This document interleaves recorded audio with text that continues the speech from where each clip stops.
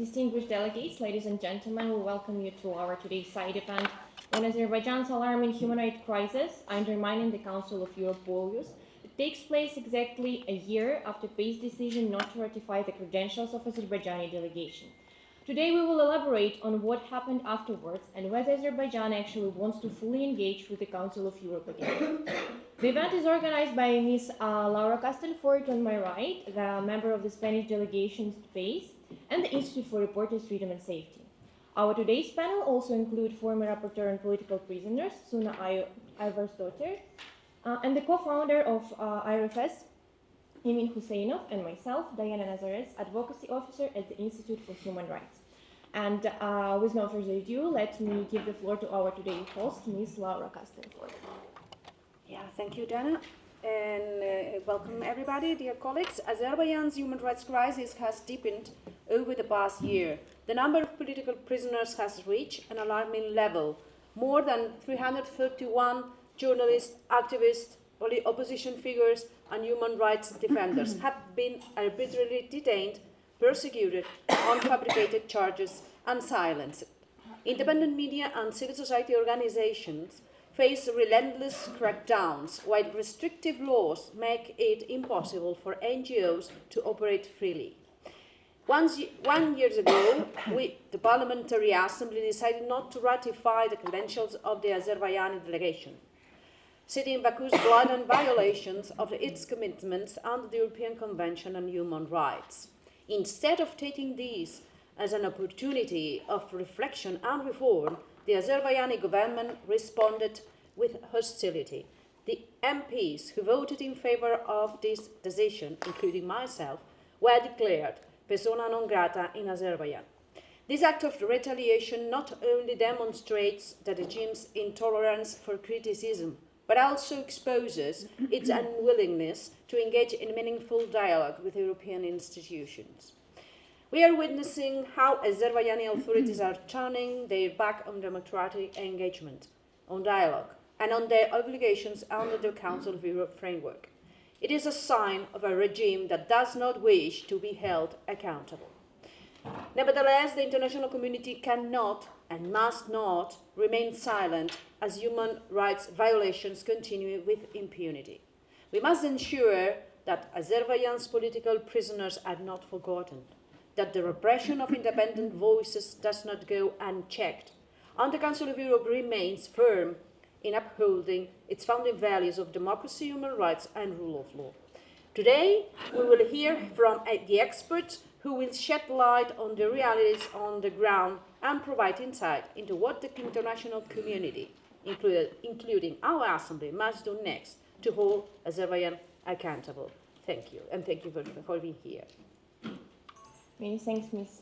Castel. Indeed, the issue is pressing and it is now the time to shed the light on the ongoing human rights crackdown in Azerbaijan. And with this said, let me turn to Ms. Ayvarsdottir, who can give us a brief analysis of her knowledge on political prisoners in Azerbaijan. Thank you very much, and thank you for inviting me to be here. So, not too long ago, in the year of 2020, early 2020, I spoke for a report called Reported Cases of Political Prisoners in Azerbaijan. This is before I was appointed General Rapporteur for Political Prisoners. So I've had some time and space to follow the developments in Azerbaijan quite closely. Now, the story of political prisoners in Azerbaijan goes back much further than the 2020 report, and it is actually intricately intertwined with the history of Azerbaijan's membership of the Council of Europe. As you might be well aware of, in 2000, that is to say in 2000, I've gotten so used to referring to years in 20s now. In 2000, before the country acceded to the Council of Europe, Azerbaijan recognized that it had an issue of political prisoners. And it agreed that it should go through a process of releasing its political prisoners as part of its accession conditions to the Council of Europe.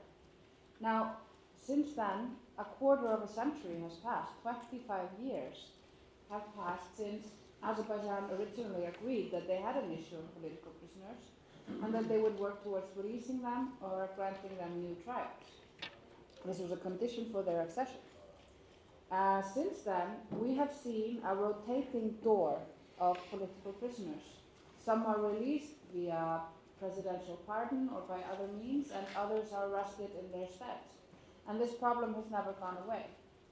Now, rather, it has gotten worse because instead of at least admitting that there is an issue of political imprisonment in Azerbaijan, the authorities have come to a flat denial of this and refuse to admit that there are political prisoners, much as was the case when I processed the report on political prisoners back in 2020. I think had it not been for COVID, that report would have gotten a lot more attention and impact, but this was right before that international pandemic took over all of public life, so it didn't really have what I thought would have been its needed impact. I think it's high time, and I won't say many words about this, but considering the lack of cooperation by Azerbaijan, considering the numerous judgments of the European Court of Human Rights finding a violation of Article 18, indicating that there's a political motivation behind the deprivation of liberty, behind the unfair trial and other violations of the Convention, and the complete lack of cooperative spirit on behalf of the Azerbaijani authorities, I would argue that it is time to not only reject the credentials of the Azeri delegation, as has been done, but for the Parliamentary Assembly to seriously consider whether it would and should initiate the joint complementary procedure of instigating expulsion proceedings against Azerbaijan. This was the fundamental criterion for Azerbaijan's accession to the Council of Europe, and its entire membership. It has not fixed the problem, it has only made it worse. And I don't think that the Azeri authorities will listen to anything other than the threat of expulsion in terms of whether or not they will be able to deal with this issue. So I will conclude with that, and also perhaps remind members that Azerbaijan's membership of the Council of Europe has also been the center of a huge corruption scandal which broke out in 2017 when I just started this organization, and reached its peak in 2014, where the country is accused of having bribed tens, if not hundreds, of members of this assembly to cover its affairs appropriately. So there's a long history of a lack of respect for the values of this organization, and I think it's time that the next step be taken in its history here. Thank you. Thank you. And indeed, since January 2024, with Azerbaijan's delegation credentials being not ratified by PACE, the government has shown little or even no political will to restore its participation in the Council of Europe. On the contrary, I would say that the decision sparked another wave of aggression against the European countries and institutions.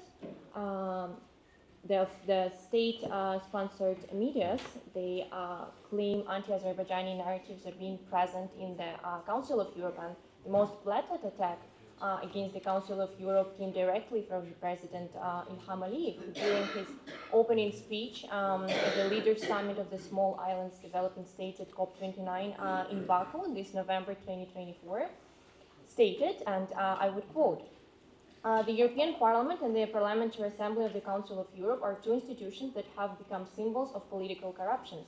And this statement clearly demonstrates Azerbaijan's blatant disregard to the PACE and its unwillingness to take any meaningful steps to improve its human rights record and engage in meaningful negotiation and meaningful dialogue with the Council of Europe. At the time when the PACE decision last year, January 2024, there were around 18 imprisoned journalists and media workers in the country, and during the year the number has risen to 32 journalists, as reported by the Council of Europe Platform for the Safety of Journalists. And this sharp increase of repression coincides with the preparation for COP29 that I mentioned earlier. COP29, as many of you already know, is one of the biggest UN climate change conference, took place in Baku this year. In the lead up to the conference, Azerbaijani government targeted independent media outlets, including Abzaz Media, Canal 13, Canal 11, Tuplum TV, and others, by arresting their leaders, by raiding and shutting down their offices, and basically not allowing any of the members of the media to further receive funding and continue their operation in Azerbaijan. Furthermore, Azerbaijan did its best to preserve its international image before the guests who were coming to Baku, and also cracked down on prominent human rights defenders and activists. Among them, I would mention Akif Gurbanov, co-founder of the Third Republic platform, who was arrested on smuggling charges; Anar Mammadli, recipient of the Václav Havel Human Rights Prize, who was targeted similarly. Researchers, economists, and scholars, including Farid Mehralizadeh, Fazil Gasimov, Iqbal Abilov, Bahruz Samadov, and Emin Ibrahimov, were detained in the summer of 2024, a few months before COP29. This provides just a brief overview of the oppressive environment in which the conference took place. However, repressions didn't even stop with the end of COP29, and on December 6, 2024, just a few days after the finish of the conference, Azerbaijani authorities arrested 6 journalists from Maidan TV in just a single day. Furthermore, Rafat Safarov, a prominent human rights defender, head of the human rights organization Defense Line, and Azer Assembly, director of the Institute of Political Management, were arrested on politically motivated charges. Notably, Azer Assembly was just about to travel to the Washington, D.C. to receive a U.S. Department of State Human Rights Award, and he was in prison just a few days before his travel there. Also, it is essential to highlight that there are 7 brave female journalists imprisoned in Azerbaijan, and they are particularly exposed to the hard conditions of imprisonment and spending their time in detention center, namely Sevinç Vagivgizi, Nargis Absalamova, Elnara Gasimova, Aynur Elginesh, Aytaç Mahmadova, Aysel Umudova, Hayala Agayeva. These brave women have been imprisoned simply for doing their jobs, and reports indicate that they face ill treatment in detention, and as described by Ms. Vagivgizi, suffered from a lack of proper medical care and hygiene supplies. Despite overwhelming evidence, the Azerbaijan government denies the existence of even a single political prisoner, claiming that all of these arrests are just ordinary legal proceedings. However, leaked confidential investigation materials that are often disseminated by pro-governmental media and the public exposure of personal information tell a very different story. Moreover, again, President himself disregarded the presumption of innocence when during an April 2024 press conference with Chancellor Olaf Scholz, he declared that certain media organizations were illegally sponsored from abroad even before any of the official court ruling. So this is evident that the arrests are mainly politically motivated. It also needs to be said that this is not a new thing unfortunately, this is not a new thing for Azerbaijani population to resist. We have seen this crackdown before between 2013 to 2015 when the Azerbaijani government carried out massive arrests of civil society leaders, journalists, and activists, and we already have the decisions of the European Court for Human Rights that issued rulings confirming Azerbaijan's violations of Article 5 and 18. The fact that the same repressive tactics are being used again proves that Azerbaijan has learned nothing and continues to silence its dissent. The situation actually speaks for itself, and when discussing Azerbaijan's commitments to human rights, the reality is clear. The country is moving further and further away from its obligations under the Council of Europe. This was my brief remarks, and I remain open for any kind of questions from the audience.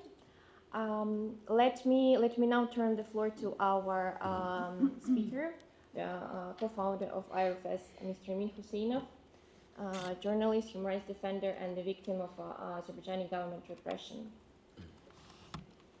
Thank you, Diana. Thank you, dear colleagues. And I'd like to appreciate for Madame Laura Castel for she's hosted our event. It's very important for us.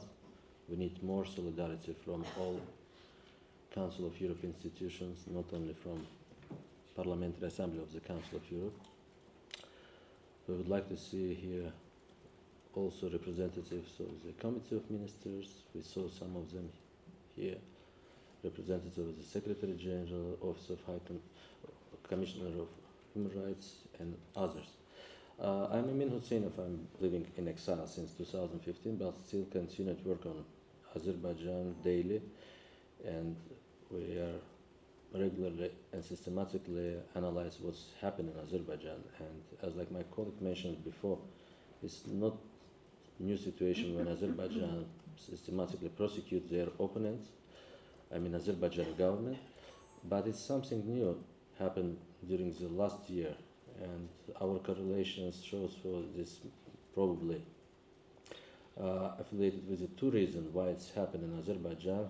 First is Azerbaijan hosted COP29, biggest historical event for Aliyev government. Azerbaijan never hosted such kind of important event, and Aliyev successfully used this event for whitewash his toxic authoritarian image. Even many European leaders decided to not attend to this event. Some of them, including Secretary General of the Council of Europe, attend. Unfortunately, I would like to especially mentioning for we see lack of solidarity with Azerbaijani civil society leaders, because we believe for if vulnerable community as like Azerbaijan civil society need more strong support from Secretary General, but Secretary General visited Azerbaijan and meet only with President Aliyev, and he's also met with the international civil society representatives, environmental defenders who attend to the COP29, and he didn't meet with any journalists or human rights defenders of Azerbaijan. And same things probably you remember happened when previous Secretary General Maria Pesic-Buric, when she made her visit to Azerbaijan in 2022 in April, when she signed action plan for Azerbaijan, she's also didn't meet with civil society representatives, and it's looks like for we didn't see enough solidarity from such kind of important figures as like a Secretary General of the Council of Europe. And situation is supposed to be changed, because previous, for example, Secretary General Jagland, when he visited Azerbaijan, he's always specially meet with all outspoken civil society representatives, discuss with them current issues, what's going on in Azerbaijan. But now, what we observe, when the country has 350 up to 350 political prisoners, because my colleagues mentioned named 331, we have 15 recently detained, arbitrarily detained people, which is make a protest for brutal police violence in Imishli region. These people also potential political prisoners, and every week we have one or several new political prisoners, and this is unacceptable. Even one political prisoner for Council of Europe member state is too much. According to the Council of Europe Journal Safety Platform, Azerbaijan have highest number of imprisoned journalists and media workers, even more than in Turkey. So the situation may be comparable with the situation in Belarus and Russia, but these two European countries, they are like authoritarian hybrid dictatorships. They are not members of the Council of Europe, but Azerbaijan, full member. During the COP29, we also have two snap elections, like snap presidential elections, when Aliyev decided to run for 5th presidential terms, and this is one of the main reasons why our country don't have any kind of progress with democratic transition. Year by year, after each presidential terms, political realities going to worse condition in Azerbaijan. It's logical. I didn't see any historical example when in this country, when same person decide to stay forever, have some kind of improvement with the democratic environment in the countries. Maybe I'm mistaken. If any one of you knows, please share this information with us. But probably this is also one of the reasons for in country when president decide to stay on power already for his presidential term, 7 years for each presidential terms. When he's appointed his wife for first vice president positions, when he started to already publicly prepare his youngest son for future presidential positions without any kind of public questioning, that's why this crackdown still continued, and we have 300 political prisoners. We have some kind of new generations of the youth activists, trade union activists, journalists, like people which is like 20 years, 25 years old.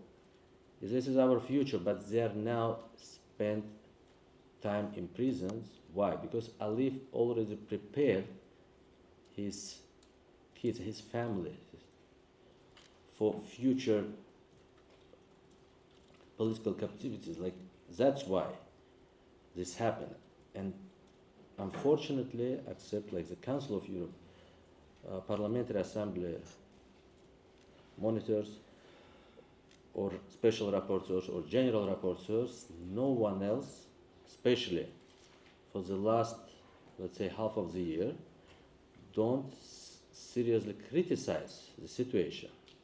And my question is, again, to the Secretary General of these important organizations. The role of the Secretary General defending the virus not in each country. I think shoulder to shoulder with parliamentary assemblies, committee ministers, Secretary General supposed to show solidarity and publicly shame and blame Azerbaijani government and remind them for this is unacceptable.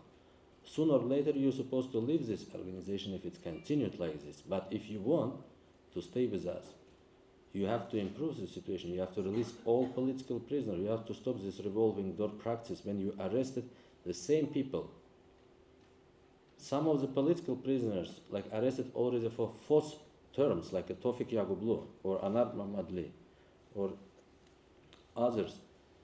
And President Aliyev publicly said several times, even during his recent press briefings with Olaf Scholz in Germany, for this civil society representatives, journalists, they are money smugglers, they do some kind of serious crime without even court decision.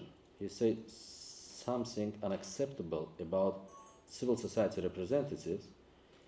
Some of them even already prosecuted on the same politically motivated charges, and European Court for Human Rights confirmed for this political prosecution happened because these people criticize and expose violations with democracy and human rights. Some of them get decision when court confirmed Article 18 for this clear evidences for these politically motivated charges, even approved by international respectful court. Today, since Azerbaijani government left this Azerbaijani delegation left the place and still they don't return, they start to stop implement judgment. Even before we have a lots of problems with the implementation of the judgments of European Court for Human Rights, today they stopped even paid simple compensations. They didn't pay to dozens or hundreds victims compensation, which is court obliged them to pay. What we can add, like yesterday, Azerbaijan the government organized postponed municipal election. Imagine during the COP, Azerbaijan announced like 2 snap election, presidential and parliamentary elections, which is happened in presidential election happened in February and parliamentary in September. They didn't invite Council of Europe Parliamentary Assembly members. You know, you're familiar with the scandal when some PACE members, they are just literally deported from Azerbaijan because they also have a similar mandate for observations, like one Swiss MP who's supposed to be observer, just kicked out, and this kind of super aggressive behavior which is he received in the airport in Azerbaijan shows for, like, they don't care who you are, like you are Swiss parliamentarian or you are observer or you are rapporteur.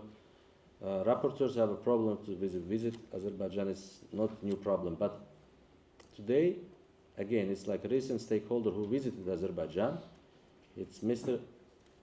Alan Berset, Secretary General, and he met with Aliyev. And during this conversation, we don't know detailed what's happened there because, like, independent media in Azerbaijan, half of the representatives, they are jailed, half of them under travel ban or house arrest. And most of them already start to implement self-censorship. Like, we have this kind of serious issues, and this kind of media representatives never invited to the presidential administration for press briefings. Like, we don't have chance to ask our head of the state about ongoing problems. So the Secretary General meet, and what's happened? Just Aliyev kindly agreed to continued implementation of the action plan. And what is the action plan? As action plan, it's already the third action plan, which is Azerbaijan continue to implement with the Council of Europe support. It also looks ironically for country which is have a membership in the Council of Europe since 2001. And during the 24 years, Azerbaijani president and political leadership shows its disgraceful position against all Council of Europe institutions, as like recently Aliyev during the COP29 insulted publicly Council of Europe, Parliamentary Assembly, and other head of the European states. What does Azerbaijan contribute to the Council of Europe? Like, let's say, for 2025 budget, total budget of the Council of Europe is 655 million euros, and the contribution of Azerbaijan is 1.7 million. But on the same time, Council of Europe implementing action plan on Azerbaijan from 2022 to 2025, and the approximate budget according to the Council of Europe public available data is 12.5 million euros. Like, let's say 4 million euros per year Council of Europe spending for defending the values of the Council of Europe and Azerbaijan. And for what this money going? According to the, again, publicly available data, implementation of the European Convention on Human Rights, improvement the efficiency and quality of the juridical system in the Republic of Azerbaijan, fighting and preventing corruption in Azerbaijan. If some of you don't know, Azerbaijan is one of the most corrupted countries in the world. You can go and look to all economic indicators, and you will see, like, it's one of the, in Council of Europe, it's like #1 corrupted country. And defending freedom of expression and media.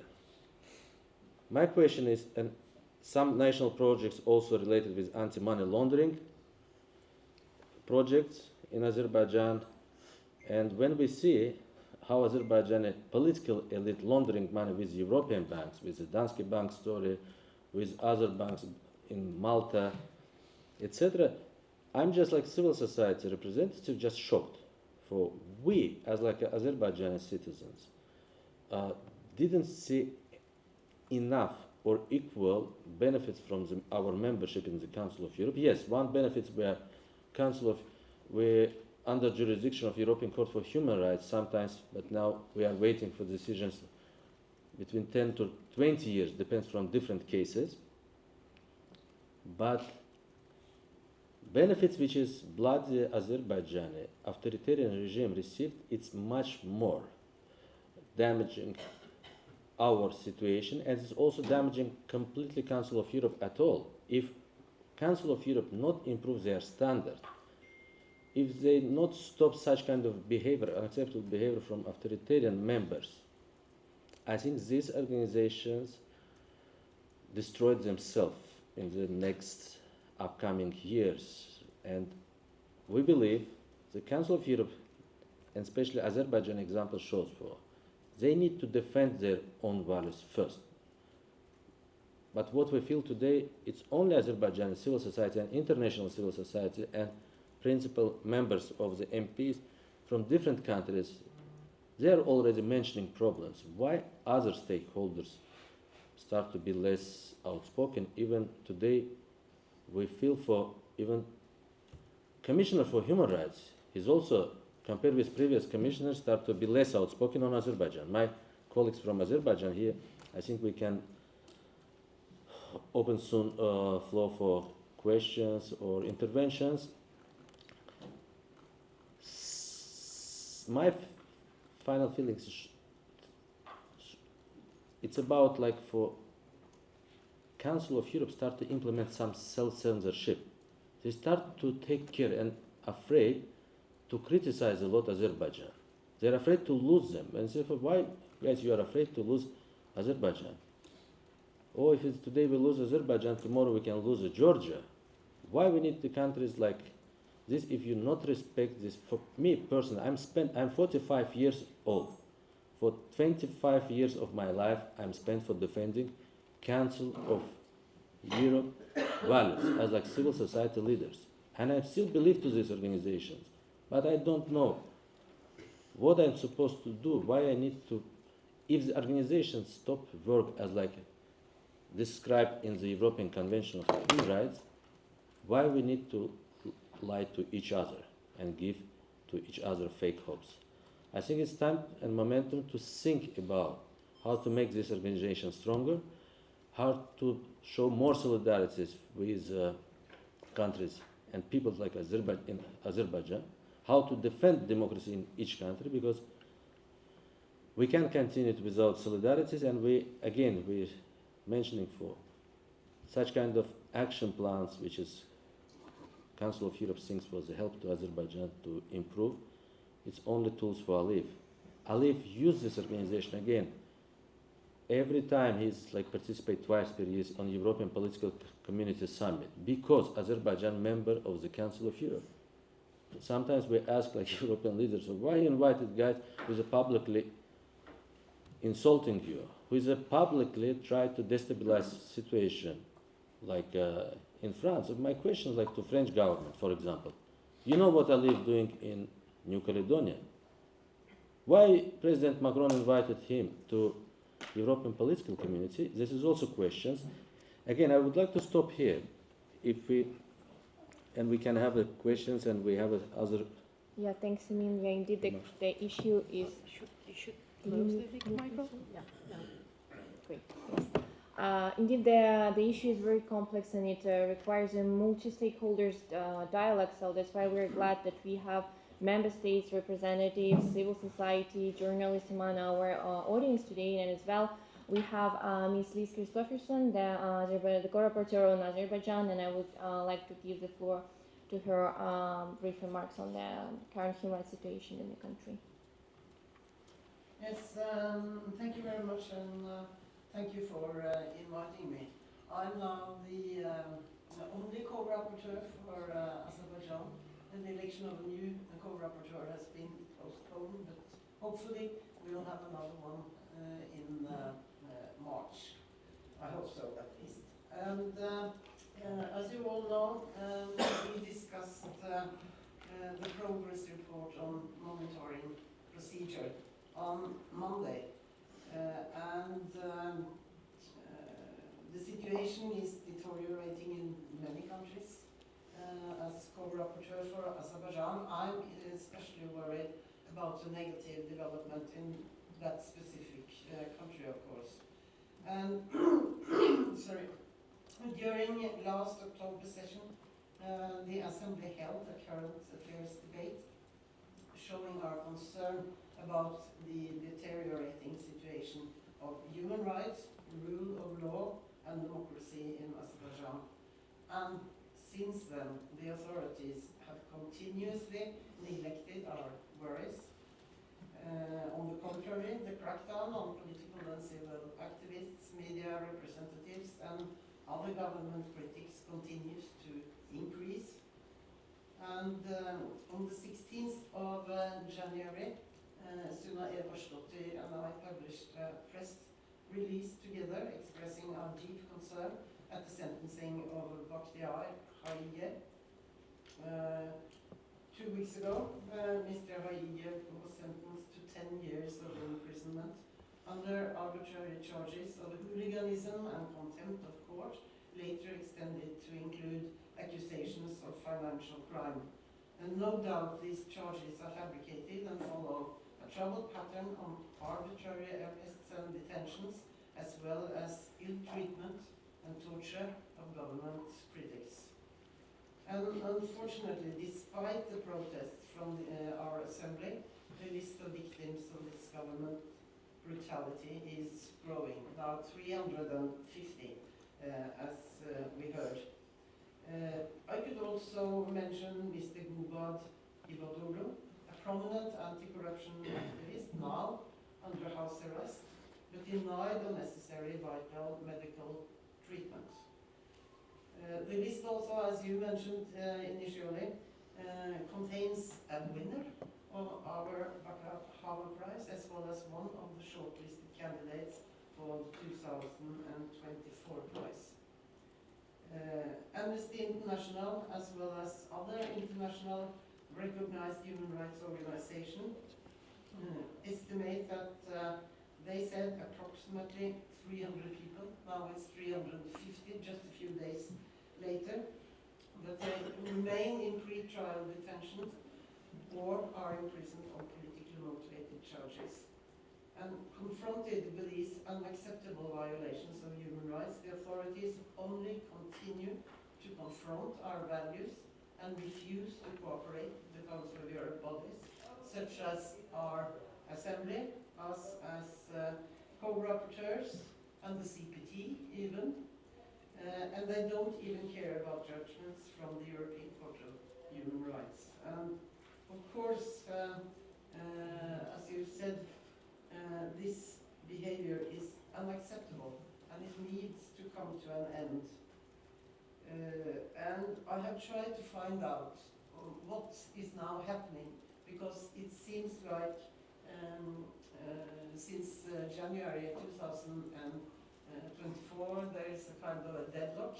It seems like a vacuum, nothing happens. I have tried to find out what was the result of the meeting of the Secretary General during COP29, but no one seems to know. But now today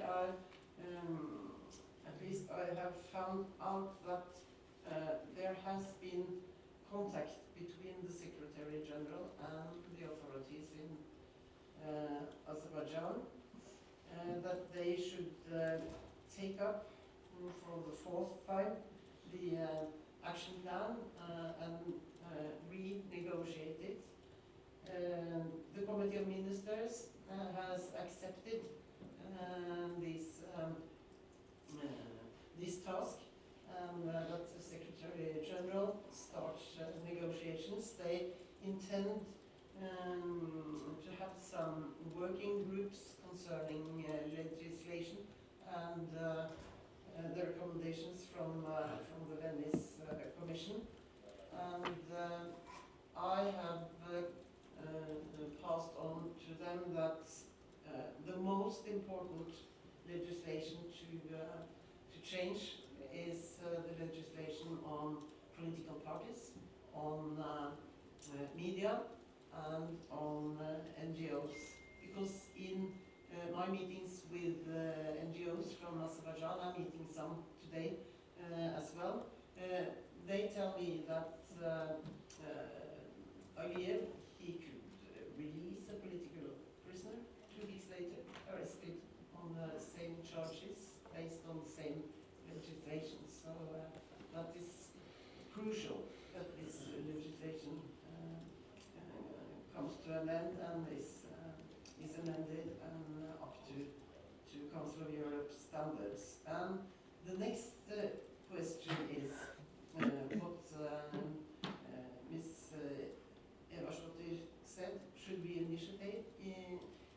initiate a joint complementary procedure? That would be quite binding, and if Azerbaijan doesn't apply, then the result is kicked out of the organization. And I have asked the NGOs, what do you prefer? What would be the best situation for you as NGOs and activists?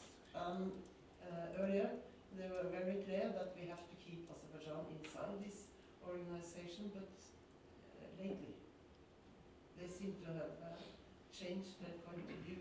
So I'm a bit excited about the meeting I'm going to have today to hear, is that still the case? Should we just go on and push them out? If that happens, and if Georgia should follow, if other countries should follow, what then?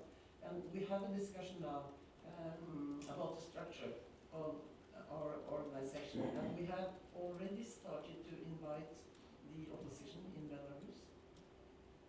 Would it be possible to have two kinds of memberships?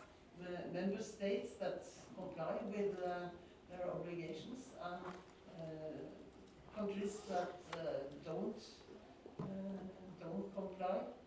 Should we ask them to leave the organization and then give a kind of membership to NGOs, activists, civil society? I don't know what's the right way to go, but we have to do something.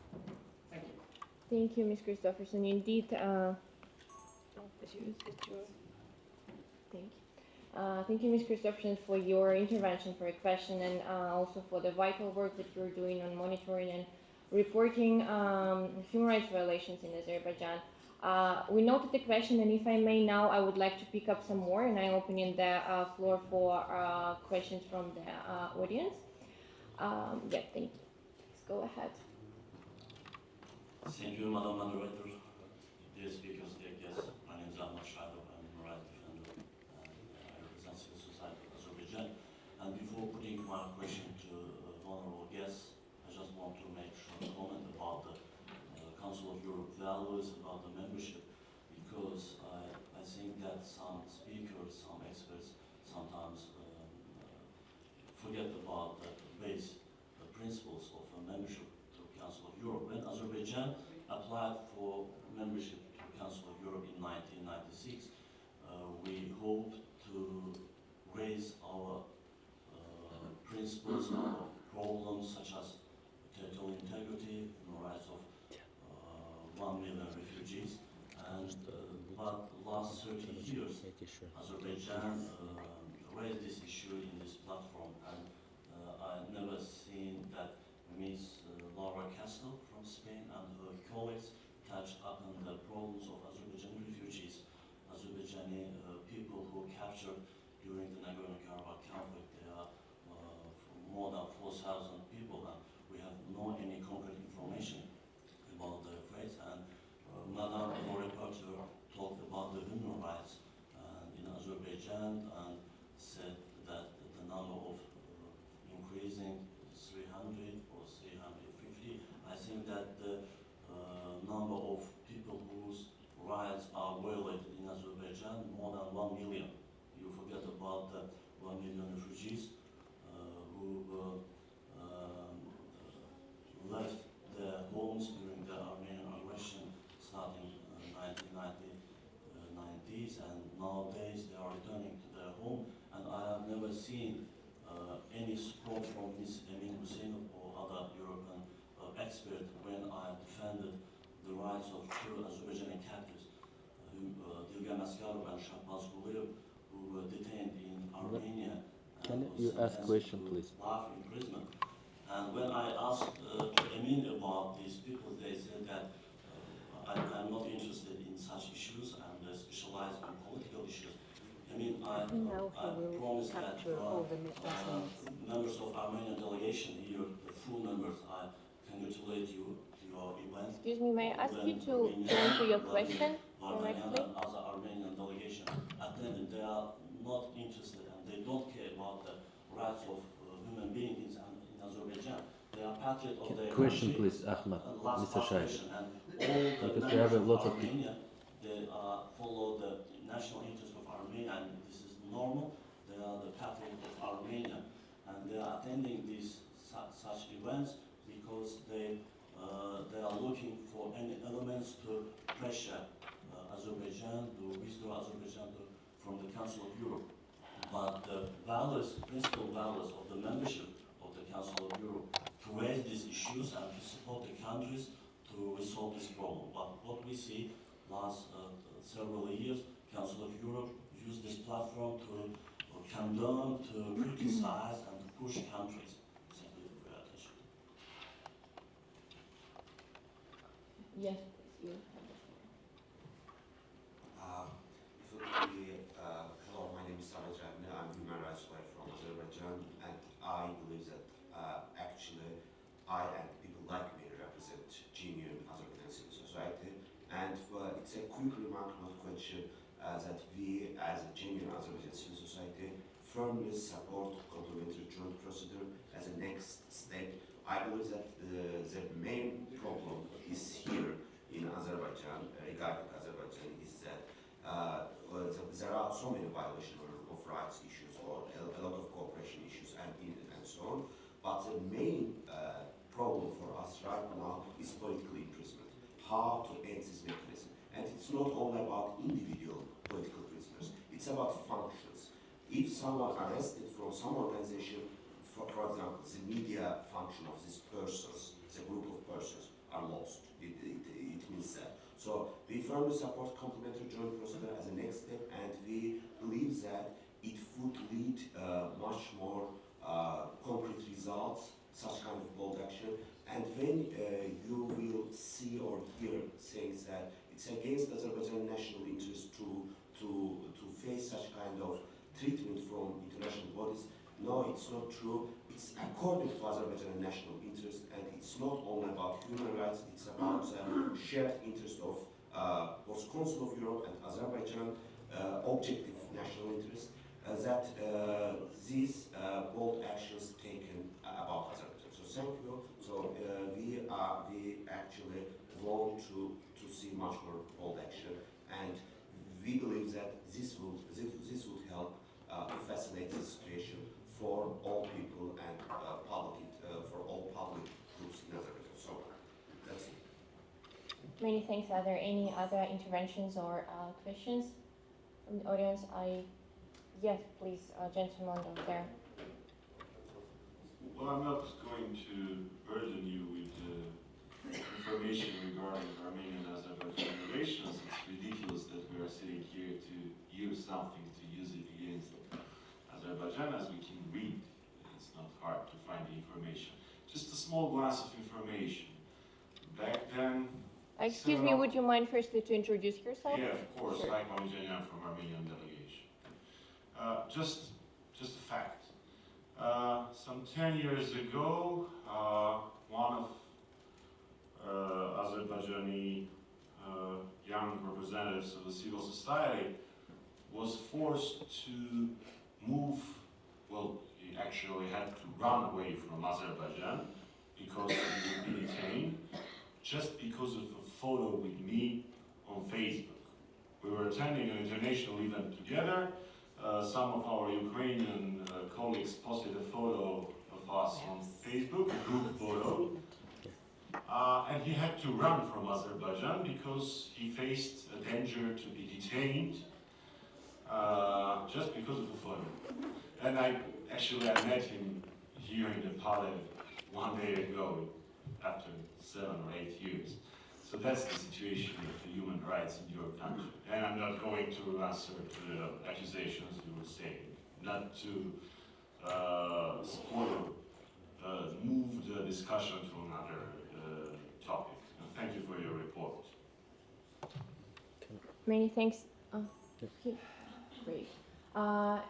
Unfortunately, we're running out of time, so we have to turn back to our panel for some reflections on the questions that were made.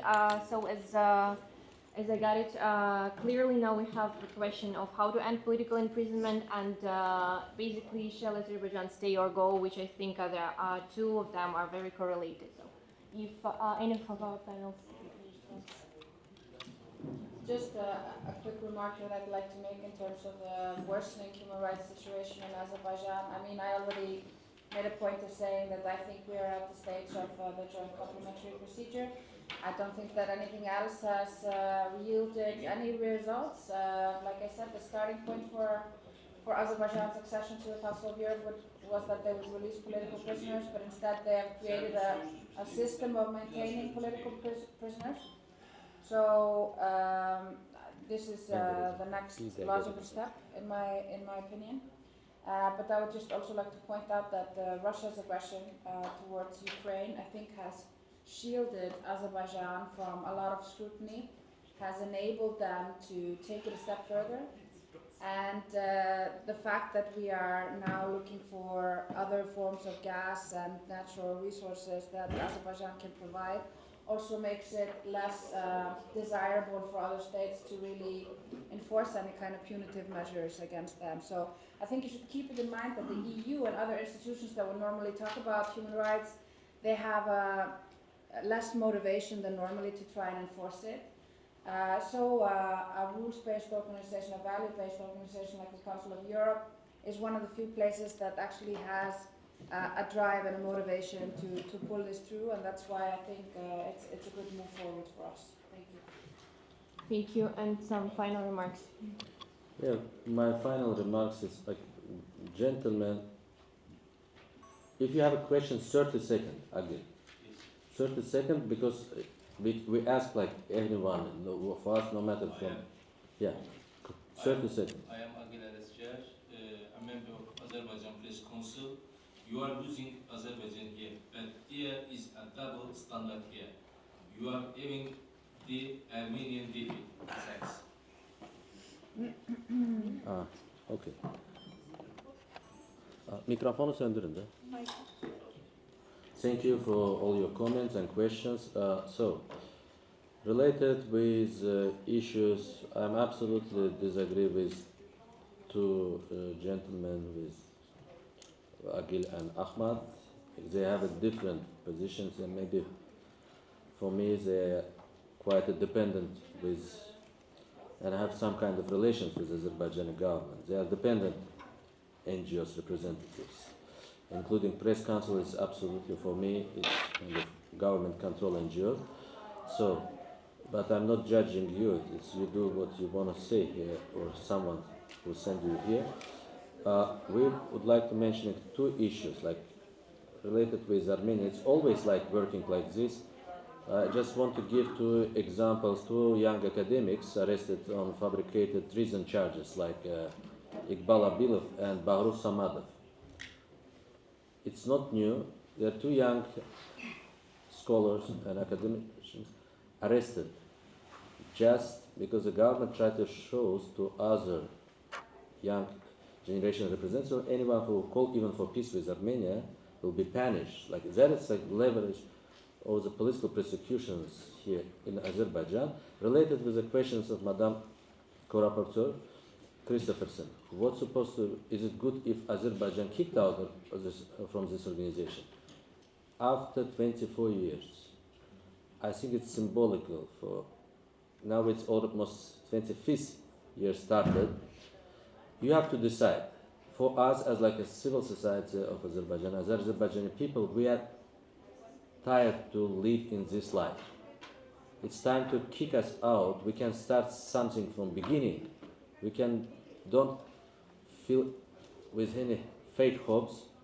We know how to defend democracy, and we can start defend democracy as like our Belarusian and Russian colleagues, who's continued defending the European values here, engaging with you, and this even like a Belarusian democratic forces status enough for Azerbaijan democratic and human rights and civil society forces, enough to prepare our people for future real engagement with Europe. We want to be Europe, we feel ourselves as like Europeans, but this government unfortunately continued systematically uses organization to whitewash themselves, and that should be stopped, no matter with which kind of heartbreaking price for us. But I tell you, it's enough. It's like, and it's, you know, it's like when you ask like a patient, what do you want? Yeah.